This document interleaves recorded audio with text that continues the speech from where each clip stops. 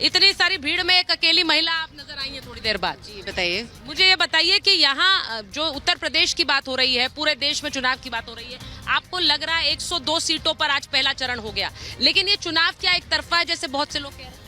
देखिए, चुनाव एक तरफा है और इंडिया गठबंधन जो है वो जीत रहा है। पश्चिम पे से हवा चली है और ये हवा पूरे इंडिया में चलेगी और इंडिया गठबंधन जीतेगा।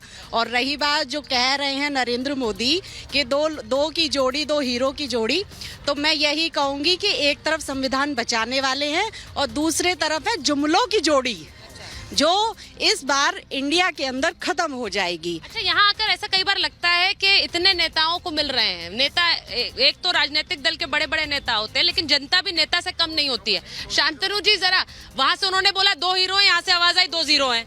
शांतनु जी, ये आप सुन रहे होंगे कि किस तरह की बयानबाजी यहाँ ग्राउंड पर चल रही है। मेरा आकलन, मैं सिर्फ एक आकलन आपसे चाह रही हूँ, 400 पार जो बीजेपी कहती है उसमें इस 102 में कितनी सील आपको लग रही हैं? आपका आकलन क्या कहता है? क्योंकि अभी तो 441 सीटों पर वोटिंग बाकी है। देखिए, आज 102 सीटों पे मतदान हुआ है, जिसमें 40 सीट भाजपा के पास पहले ही थी, लेकिन आज की सीटों में से आपको तमिलनाडु में तमिलनाडु इंपॉर्टेंट है। आपको तमिलनाडु में गेंस मिलेंगे। बीजेपी उम्मीद कर रही है कि तमिलनाडु में भी इस बार वो सीटें निकालेंगे। आपको तमिलनाडु में गेंस मिलेंगे उसके ऊपर 40 के ऊपर, आपको केरला में गेंस मिलेंगे, आपको महाराष्ट्र में, वेस्ट बंगाल में, नॉर्थ ईस्ट में बहुत सीटों पर चुनाव हुआ, उसमें गेंस मिलेंगे। तो बड़े आराम से आप 60 से 70 के बीच में आज ही देख रहे हैं। और पहली अगर बढ़त 30 की ले ली तो अंत में आते आते अभी तो बहुत सारी जगह बची हैं जब बड़े गेंस, अभी आंध्र प्रदेश में गेंस मिलने वाले हैं, आपको उड़ीसा में गेंस मिलने वाले हैं आपको। तो बड़े आराम से मुझे 350-370 तक पहुंच रही है भाजपा। सुचारिता 10 सेकंड केवल, सुचारिता 10 सेकंड केवल चाहता हूं। बोलिए शहजाद जी, इन्होंने अभी वो तमिलनाडु में क्या आंकलन है शहजाद जी? तमिलनाडु में आप देख सकती हैं कि पहली बार वहां पर हम फैमिली फर्स्ट से हटके, तुष्टिकरण फर्स्ट से हटके, करप्शन फर्स्ट से हटके नेशन फर्स्ट वाले लोग दे रहे हैं, इसीलिए डबल डिजिट की ग्रोथ है हमारी वहां पर। और आप देख लेना, केवल तमिलनाडु नहीं, केरल में भी हमारा कमल खिलने वाला है। परंतु सवाल यह है कि मैडम ने कहा संविधान बचाओ वाली लड़ाई है, तो उनसे पूछे कि आज वोटरों पर हमला टीएमसी के कार्यकर्ताओं ने क्या संविधान बचा रहे थे क्या? संदेश खाली की महिलाओं के ऊपर हमला हुआ, वो संदेश संविधान बचाने था क्या? और अरे बीच में आप देखिए, जिनका कोई प्रेजेंस नहीं है, सुचारिता जी, दुष्यंत जी के पास जाऊंगी। दुष्यंत जी, तमिलनाडु बहुत इंपॉर्टेंट है, 39 सीट्स पर वोटिंग आज कंप्लीट हो गई है। बस 10 सेकंड एक करके बोलिए प्लीज, मेरे ऊपर भी थोड़ा रहम खाइए, मैं स्टूडियो में नहीं हूं।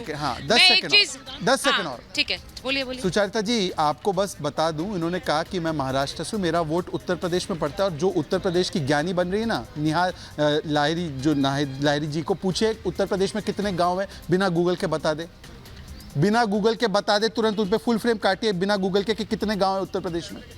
एक बार बता दीजिए, खत्म करने के लिए बताइए उत्तर प्रदेश में कितने गांव नहीं पता है इनको। और ये शहजाद पूनावाला, क्योंकि मैं मुसलमान हूं, क्योंकि मैं पसमानदा हूं, तो ये कह रही है तू उत्तर प्रदेश का नहीं है। ये देखिए, ये देखिए इनका चेहरा देखिए, मेरे सारे मुस्लिम भाई देखिए, ये समाजवादी पार्टी के लोग कहते हैं इनको गांव नहीं पता उत्तर प्रदेश के, पर ये कहते हैं कि तू उत्तर प्रदेश से कैसे हो गया। भाई भगवान श्री राम की धरती हमारी, शोर मचाने से क्या होगा? ठीक है, एक मिनट, मैं एक चीज पूछना चाह रही हूँ। दुष्यंत जी, जरा तमिलनाडु पर एक आंकलन आप भी दे दीजिए। तमिलनाडु में आपके साथ गठबंधन है, लेकिन वहां पर इस बार बीजेपी कॉन्फिडेंट है, और वहां पर आज सुबह से मैं देख रही सोशल मीडिया पर अन्नमलई जी को बहुत सारी बधाई भी चल रही है कि आप जीतेंगे और अपनों के साथ बहुत सारे लोगों को लेकर जीतेंगे। देखिए जी, सब फर्जी है। अच्छा, इंडिया अलायंस क्लीन स्वीप। बधाई क्या फर्जी होती है? बधाई तो जी, बधाई भी फर्जी है, शुभकामना है। बधाई शुभकामना फर्जी है, मजाक उड़ा रहे हैं इनका, और ये अपना मजाक उड़वा रहे हैं। वो किसान का बेटा, मैं गारंटी से कह रहा हूँ क्लीन स्वीप करेंगे तमिलनाडु की सभी सीटें। ओबीसी है वो, इंडिया अलायंस जीतने वाला है, क्योंकि वो सारी सीटें इंडिया अलायंस क्लीन स्वीप। देखिए, उत्तर प्रदेश में पहले चरण में जो 8 सीटों में चुनाव हुआ है, 2 स्टेट्स ऐसे हैं वहाँ खाता खोलने में दिक्कत होने वाली है। बहुत हद तक ये टॉपल जो करना कहते हैं, यानी कि रुख बदलना, वो समीकरण तय करेंगे। एक पश्चिम बंगाल भी है और एक तमिलनाडु है, क्योंकि इस बार पश्चिम सुचेरिता जी, रुख बदलने के लिए कोई कारण होना चाहिए ना। उनकी सीटें 7 किसान कम से कम रोज आत्महत्या कर रहा है देश। युवा बेरोजगार है, लोग ठीक है, मैं क्यों तुझे जी एक बार बदलेंगे? जल्दी से यहाँ पूछ रही हूँ, आप लोग बीच में मेरे पीछे इतनी लड़ाई करने लग गए। पश्चिम बंगाल में देखिए पश्चिम बंगाल में देखिए पश्चिम बंगाल एक सेकंड रुक जाइए ना, मैं एंकर हूँ, आप हैं। देखिए पश्चिम बंगाल में जनता त्रस्त थी और जनता महिलाओं को किस तरह से उत्पीड़न किया जाए, उनके मकान और जमीनों पर कब्जा किया जा रहा था। और इस तरह की जनता बदलाव चाहती है, अब नहीं चाहती। दो शहजादी की जोड़ी अब जनता पसंद नहीं करती, ना मुसलमान पसंद करता। अब जनता जागरूक है, मुसलमान जागरूक है। मोदी जी ने कहा सबका साथ सबका विकास। आप सहमत हैं? बिल्कुल बिल्कुल, सबका साथ पे सहमत हैं। इन्होंने मुसलमानों की बात कर ली, अब हिंदुओं की भी सुनिए। आज की पूरी वोटिंग और 7 चरण की वोटिंग बीफ कंपनियों से चंदा लेने वालों के खिलाफ होगी।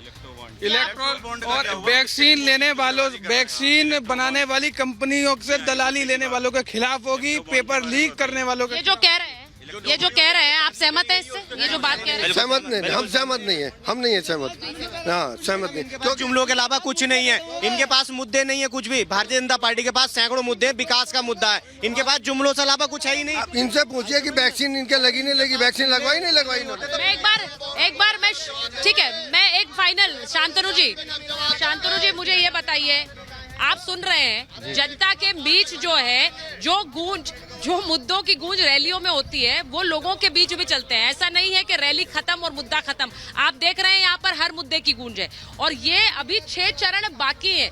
आपको क्या लग रहा है बाकी के 6 चरणों में राजनीतिक दल खासकर बीजेपी और इंडिया जो गठबंधन है किस मुद्दे पर अपनी लड़ाई और ज्यादा मुखर करेंगे? शांतनु जी देखिए, ये तो भारत की डेमोक्रेसी की लाजवाबी है कि जो मुद्दे हम टीवी में बात करते हैं, जो नेता रैलियों में बात करते हैं, वो जनता के बीच भी दिखते हैं। जो मुद्दा ये रहेगा कि प्रधानमंत्री को दोबारा वोट क्यों करा जाए, क्योंकि उन्होंने लोगों का जीवन सुधारा है। जो मैंने पहली बार कहा, जो आदमी सुबह 4 करोड़ लोग सुबह पक्के घर में उठते हैं, अब उन 10 करोड़ लोग ऐसे हैं, महिलाएं ऐसी हैं जिनको अब शौच के लिए अपने शौचालय में जाती हैं। जब वो हाथ धोती हैं तो 11 करोड़ महिलाएं हैं जिनके घर में पानी का नल होता है। 11 करोड़ महिलाएं ऐसी हैं जब वो हमको लकड़ी नहीं लानी पड़ती है, उनके घर में चूल्हा है। कम से कम 80 करोड़ लोग ऐसे हैं जिनके अन्न आराम से आ रहा है जिनके घर में, तो वो देख रही हैं उनका जीवन डेली सुधरा है पिछले 10 साल में। वो याद करती है आज भी, वो 10 साल पुराना, इसलिए वो वोट करेंगी। जब वो ईवीएम देखेंगे उनको वहां सब में नरेंद्र मोदी दिखाई देगा। देखिए मणिपुर की दोनों सीट भाजपा के पास है। कोई इतना नहीं पता होगा 2 सीट है वहाँ पे, उनको ये भी नहीं पता होगा। एक बार आ रही हूँ आपके पास। नाइट जी देखिए, इम्पोर्टेंट ये है कि यहाँ पर जो बात जनता के बीच से भी आ रही है कि पश्चिम बंगाल में हिंसा होती है, उस पर आप लोग नहीं बोलते हैं। गठबंधन बनाने के नुकसान भी होते हैं। अब आप मुद्दों पर भी मौन रह जाते हैं, जबकि वहां पर कितने हमले एजेंसियों पर हो रहे हैं उसमें आपके नेता लोग बोलते नहीं है। देखिए सुचारा जी, एक छोटी सी बात कहूंगा। पश्चिम बंगाल में हर रैली में ममता बनर्जी कह रही है बंगाली में, कांग्रेस को वोट देबो ना। नाहिद जी की आवाज नहीं आ रही, माइक ले लेके घूम के बोल रही है पूरे